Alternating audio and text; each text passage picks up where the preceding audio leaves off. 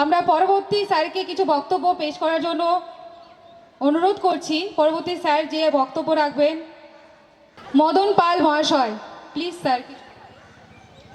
নমস্কার, সবার উদ্দেশ্যে বলছি, এই যে কার্তিকদার কোচিং সেন্টার, আজকে 12ই জানুয়ারি একজন বিশেষ ব্যক্তির জন্মদিন। সবাই জানো আশা করি, স্বামী বিবেকানন্দ, ওনার জন্মদিন। এবং আজকের এই দিনে কার্তিকদা ওনার সেন্টারের পক্ষ থেকে যে সাংস্কৃতিক অনুষ্ঠানটা আয়োজন করেছে, খুবই ভালো লেগেছে আমার এখানে আমন্ত্রণ পেয়ে।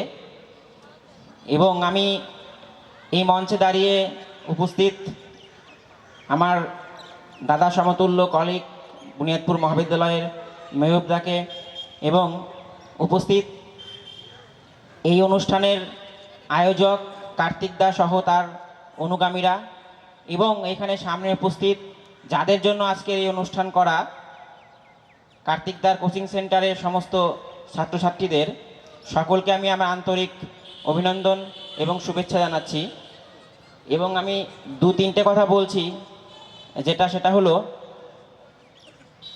এই সেন্টারটা অর্থাৎ কার্তিকদা দীর্ঘদিনের কঠিনতম পরিশ্রমের প্রয়াস। অনেক দিন ধরে এই কার্তিকদার সঙ্গে আমারও পরিচিতি আছে এবং কার্তিকদা কেমন মানুষ সেটা আমিও জানি। কার্তিকদা আমার একটু সিনিয়রই হবে, সেই জন্য আমি কার্তিকদাই বলছি।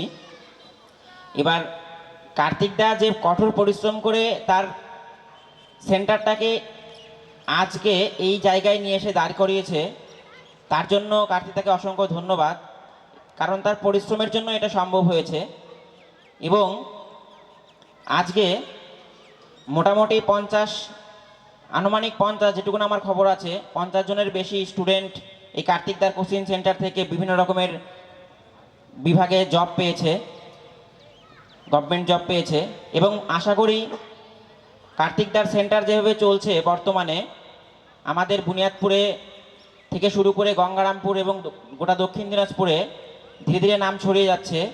এবং যে সমস্ত ছাত্রছাত্রীরা তোমরা এই সেন্টারে পড়াশোনা করো, আশা করব তোমরাও ভবিষ্যতে প্রত্যেকেই একটা ভালো জায়গায় গিয়ে দাঁড়াবে। তার জন্য যথোপযুক্ত যে পরিকাঠামো এবং যে সমস্ত কোচিং দেওয়ার, সেটা কার্তিকদা দিয়ে থাকেন তার অনুগামীরা সহযোগে। সেই জন্যই বলছি। এবং এবারও যেটুকুন আমার খবর আছে, এবারও 2জন না 3জন কার্তিকদার সেন্টার থেকে জব পেল সেন্ট্রাল গভর্নমেন্টের। খুবই ভালো লেগেছে আমার শুনে। যেদিন কার্তিকদা আমাদের বুনিয়াদপুর মহাবিদ্যালয়ে স্যারদের আমন্ত্রণ জানানোর জন্য গেছিল, আমার সঙ্গে সেদিনও অনেকক্ষণ কথা হলো। তো তাতে আমি জানতে পারলাম যে এবারই নাকি 3জন সেন্ট্রাল গভর্নমেন্টে চাকরি পেয়েছে কার্তিকদার কোচিং সেন্টার থেকে। তো আমি আশা করব ভবিষ্যতেও এইভাবে আরও সংখ্যাটা যেন বাড়ে, 3 থেকে 4, 5, 10 এইভাবে যেন বাড়ে। এবং এই সেন্টার থেকেই যেন আমাদের এই এলাকার যত ছেলেপেলে আছো তোমরা ছাত্রছাত্রীরা, তোমরা তোমাদের যে জীবনের যে লক্ষ্য, অর্থাৎ প্রত্যেকটা ছাত্রছাত্রীদেরই তো সামনে একটা লক্ষ্য নিয়ে এগোতে হয়। কারণ যে সমস্ত ছাত্রছাত্রী ভাববে যে আমার জীবনে কোনো লক্ষ্য নেই, তাহলে সে জীবনে উন্নত করতে পারবে না, জীবনেও ভালো জায়গায় যেতে পারবে না। সেই জন্যই বলছি, প্রত্যেকটা ছাত্রছাত্রীকে যখন তুমি এই কোচিংটা নেওয়া শুরু করছো, তখন তোমার মনের মধ্যে একটা স্থির প্রতিজ্ঞাবদ্ধ হতে হবে যে আমাকে এই জবটা পেতেই হবে।